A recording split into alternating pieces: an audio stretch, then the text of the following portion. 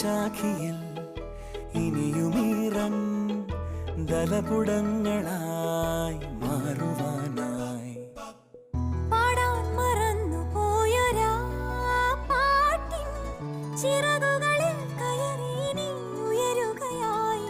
മോഹിച്ചും ലാളിച്ചും നീ മണ്ണിൻ പൂമഞ്ചത്തിൽ ആവോളം പൂങ്കാറ്റെ ചാടി ഉറങ്ങും.